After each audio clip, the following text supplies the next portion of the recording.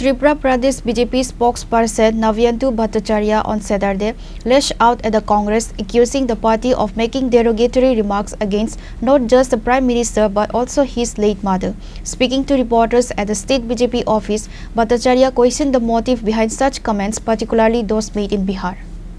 Bhattacharya also criticized the opposition for using unparliamentary language within the parliament, stating that such behavior tarnishes the institution's dignity. He questioned what message Congress leaders were sending to the world about India's democratic framework by using such offensive language.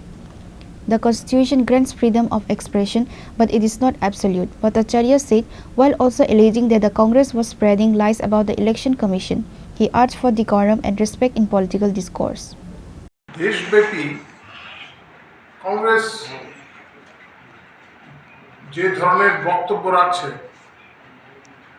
বিশেষ করে প্রধানমন্ত্রী এবং সাংবিধানিক পদ সংক্রান্ত বিষয়ে যারা যুক্ত আছেন বা সাংবিধানিক পদমর্যাদা যারা রয়েছেন তাদের সম্পর্কে যে ধরনের বক্তব্য রাখছেন, সম্প্রতি বিহার নির্বাচনকে সামনে রেখে রাহুল গান্ধী যাত্রা করছেন। কংগ্রেসের এই যাত্রায় আরজেডিও রয়েছে, বিহারের আঞ্চলিক দল। তারা সবাই আতঙ্কিত যে তারা যেভাবে এতদিন রাজনীতি করে এসেছিলেন, তাদের পরিবার যেভাবে রাজনীতি করে আসছিল, বংশ পরম্পরায় তারাই শাসন করবেন, বাকিরা শোষিত হবেন, এই ধারণা তারা তাদের এখন বাস্তবায়ন করতে পারছেন না। যে তারা যে মানসিকভাবে অস্থির হয়ে পড়েছেন এতটা সময় ধরে, তারা ক্ষমতার বাইরে, এটা তার ইঙ্গিত।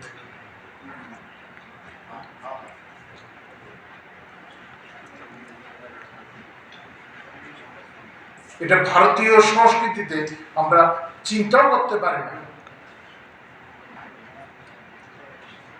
রাজনৈতিক লড়াই চলবে, মতাদর্শগত ভাবে আমাদের মধ্যে সংঘর্ষ চলবে, জনগণ যাকে চাইবে কাজের নিরিখে তারা শাসন ক্ষমতায় আসবেন। সরকারে কোন দল স্থায়ী না, কিন্তু এইভাবে এটা গণতন্ত্রের জন্য, আমাদের দেশের গণতন্ত্রের জন্য এটা থ্রেট। এইভাবে অস্থিরতা সৃষ্টির চেষ্টা।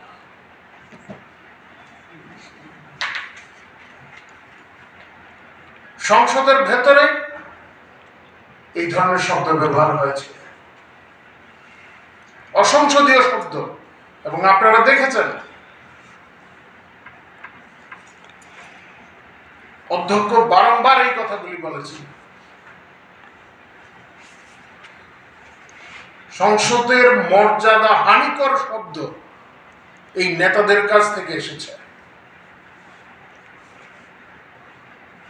এখন সংসদের বাইরে এসে তারা এগুলি করছেন এবং তাদের সমর্থকদের মাধ্যমে এই যে দ্বার ভাঙ্গার জনসভা, প্রধানমন্ত্রীর মাকে জড়িয়ে এইভাবে অভব্য আচরণ, অভব্য শব্দের ব্যবহার, এগুলি তাদের প্ররোচনার প্রতিফলন।